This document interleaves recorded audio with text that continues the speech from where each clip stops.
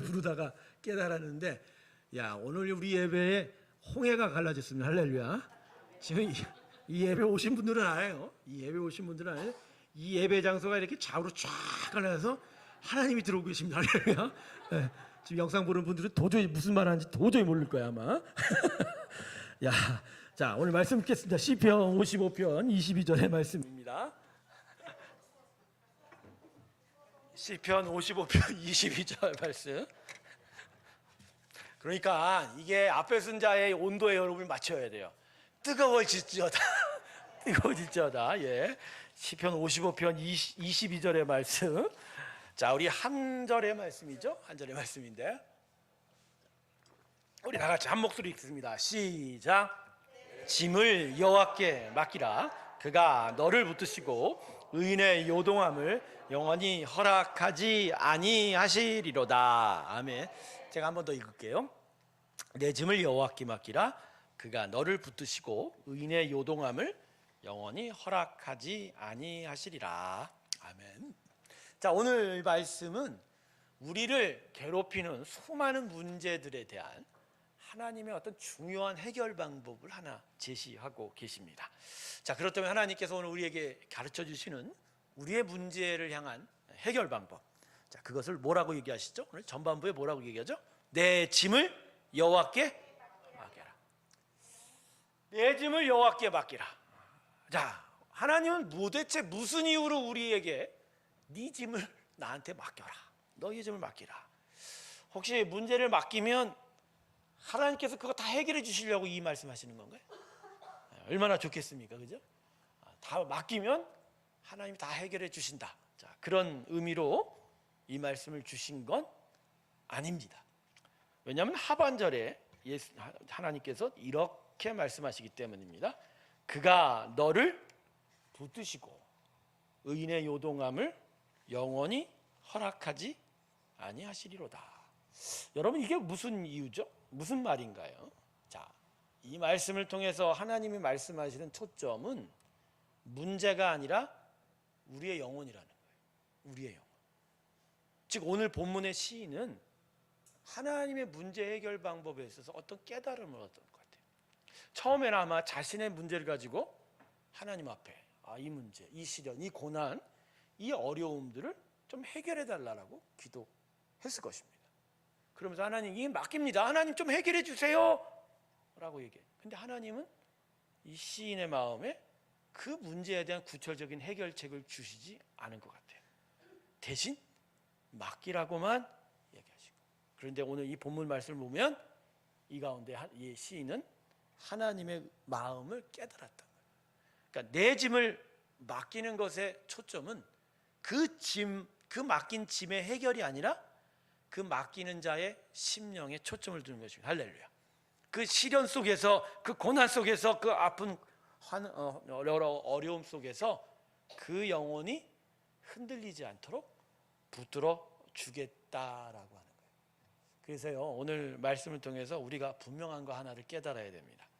하나님은요, 우리가 당하는 시련과 문제에 대해서 우리와는 다른 생각을 하신 분입니다. 우리하고는 다른. 우리는 문제 해결을 원합니다. 직접적인 문제 해결을 원합니다. 돈이 없으면 있게 하기를 원하고, 그죠? 집이 없으면 집이 있어야 돼요, 그죠? 애들이 공부를 못하면 공부를 잘하기를 바라죠. 그런데 하나님은 달라요. 우리는 문제 해결을 원하지만 하나님은 문제 해결이 먼저가 아닙니다. 우리의 영혼의 손대시기를 먼저 하시기 원합니다. 할렐루야. 하나님 다르세요. 우리는 우리의 문제에 먼저 하나님 손대주세요 라고 요청하지만 하나님은 어디에 먼저 손대시고 싶으세요? 우리 영혼에 대해서 손대시고 싶어요. 그래서 우리 문제를 맡기면, 우리 짐을 내려놓으면 하나님은 어디를 손대세요? 맡겨진 짐이 아니라 대신 우리 영혼을 붙드시고 요동치 않기 원하신다.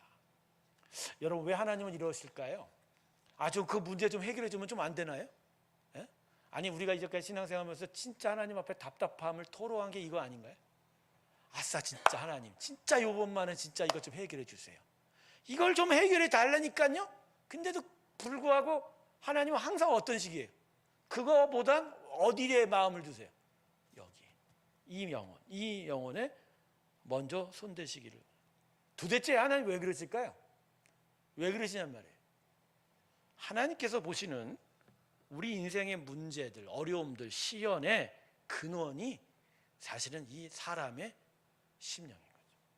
돈이 문제가 아니라, 집이 문제가 아니라, 사회의 여러 문제가 아니라 그 모든 거의 근원은 뭐부터 시작한다고요? 심령, 마음의 근원인 거죠. 사람의 심령의 타락과 연약함이 모든 문제의 근원이고 모든 시련과 낭망의 시작이라는 거예요.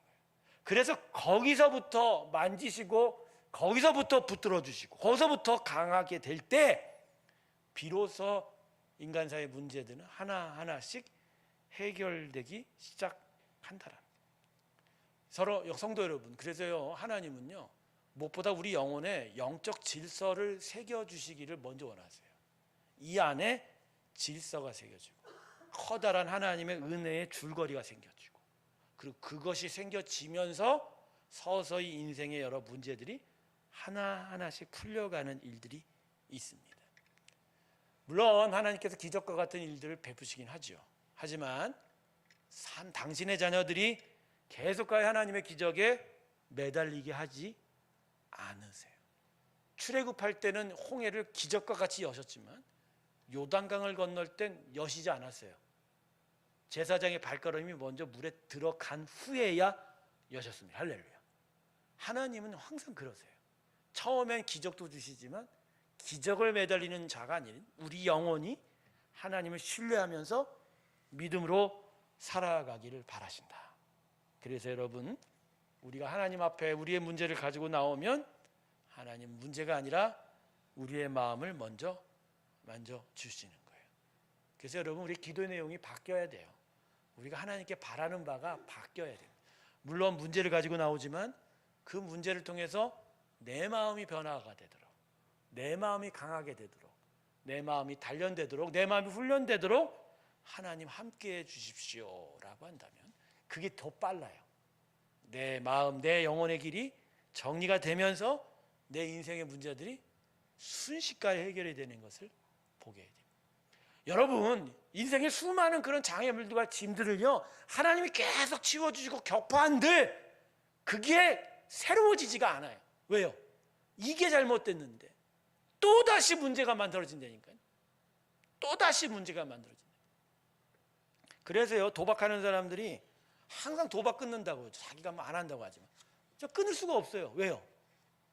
손발의 문제가 아니라 어디 문제예요? 여기가 죽지 않으면 사람은요 결국 이 심령이 새로워지지 않으면 인생의 문제가 끊어지지가 않아요. 그리고요 나의 영혼만 잘 돼서 되지도 않아요. 나는 비록 올바르게 살아가려고 해도 내 주변, 내 이 사회가, 이 인류 세상이 그 마음들이 다 연약하고 타락해서 그 모든 죄와 악들을 만들어놨는데 우리의 문제에 그저 그 문제 하나만 깨진다고 해서 우리 문제가 새로워지겠냐라는 거죠. 제가 주차장 이야기를 또 해야 되겠습니다. 주차장 이야기를 또 하겠습니다. 저는 이 밑에 주차장만 오면 화가 나. 왜 그런지 모르겠어요. 요새 무슨 일이 있었던 게 아니라. 근데 제 아내가 저한테 정말 깨달음을 주더라고요. 여기는 최 목사님 원래 그런 데야. 그러니까 그게 다양한 줄 알고 오히려 감사함으로 받아들이래.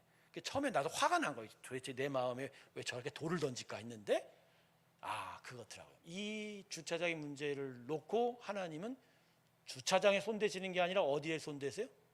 제 마음에 손대는 거예요. 이 문제를 봐도 화가 나지 않는 내 마음을 만들어 주시고 그 어려움 앞에서도 흔들리지 않는 내 마음, 오히려 내가 마음을 더욱더 지키며 더욱더 하나님께 감사할 수 있는 내 마음이 되도록 계속 만들어 주시는 것을 전 그걸 훈련하는 거예요. 보고도 가만히 있는 거예요. 이 안에서 뭐가 올라와도 그것을 내 마음으로 눌러가. 그게 하나님의 은혜로 눌러가. 그렇게 되면서 제가 더 하나님 앞에 온전해져요. 근데 저는 이렇게 되면요 될수록 결국 또 하나님이 주차장의 문제를 해결해 주실 줄 저는 믿습니다. 그게 아니라 내 이 안의 일들을 만지시면서 또 그러한 일들을 해결해 주신다. 그래서 여러분, 내 짐을 여호와께 맡기라라는 의미는 바로 이런 거예요. 그래서 결국은요 문제를 맡기는 게 아니라 우리 마음을 맡기는 겁니다. 할렐루야. 마음을 맡기는 거예요. 사실은 인생의 수많은 그 시련과 어려운 고난 앞에 결국 우리 마음이 상하고 우리의 마음이 아파하고 우리의 마음이 깨져 있는 거거든요. 그래서 더 힘든 거거든요. 왜냐하면 어떤 사람은 똑같은 일을 당해도 별반 그렇게 흔들리지 않는 사람도 있거든요. 그 사람들은 오히려 그 일들 앞에서도 오히려 마음이 편안한 부분이 있어요. 하지만 깨진 마음, 아파하는 마음들이 우리 안에서 다시 한번 새롭게 되어가는 그런 일들, 그게 바로 하나님이 우리에게 내 짐을 맡기라는 귀한 은혜인 것을 여러분 마음에 기억하시면서 하나님 앞에 여러분의 시련과 고난을 맡길 때 여러분의 마음을 온전히 맡기길 주님의 이름으로 축원합니다. 저는 성도님들 가끔 보면 앞뒤가 다른 분들 봐요. 즉 뭐냐면 목사님 나 진짜 하나님께 다 맡겼어요 그러더라고. 맡기면 뭐해? 또 그 다음날 꼭 그 문제에 빠져갖고 또 머리 싸매고 있는데, 그건 문제를 맡긴 게 아니라 여전히 그 문제에 매여 있는 거예요. 여러분 시련을 맡긴다는 건요 결국 내 마음을 맡기는 거라는 것을 여러분이 오늘 마음에 깨달으시고, 베드로전서 5장 7절 말씀 한 군데를 제가 여러분에게 알려드리겠습니다. 말씀해 드리겠습니다. 베드로전서 5장 7절 이렇게 말합니다. 너희 염려를 다 주께 맡기라. 이는 그가 너희를 돌보십니다. 우리를 먼저 돌보시는, 우리 영혼을 돌보시는 그 하나님을 온 신뢰와 믿으면서 여러분의 모든 짐들이 하나님 앞에 맡겨지고, 그러므로 여러분의 마음이 하나님께서 손대시고 또 지켜주시고 그래서 붙들어주시고 요동치 않게 되므로, 그래서 어느새 여러분 앞에 다가와 있는 수많은 문제와 무거운 짐들이 아무것도 아닌 것처럼 그렇게 대해지는 시간들이 되게 주님의 이름으로 축원합니다. 오늘 이 시간 이걸 놓고 우리 다 같이 기도하겠습니다. 하나님, 우리 다 같이 이거 기도를 놓고 기도할게요. 하나님, 우리가 너무 심령이 약합니다. 수많은 문제와 시련 앞에서 어찌할 줄을 모르는 하나님, 먼저 내 마음을 드리오니 우리 마음을 붙들어 주시고 우리의 마음을 더욱더 단련시켜 주시고 또 강하게 세워 주셔서 이 거칠고 험한 길 가는 동안 오히려 단단함으로 강함으로 그것을 이기고 넘어갈 수 있는 우리가 되게 해 주십시오라고 오늘 이 시간 우리 하나님께 나지막히 고백하면서 기도해 나가겠습니다. 함께 기도하겠습니다.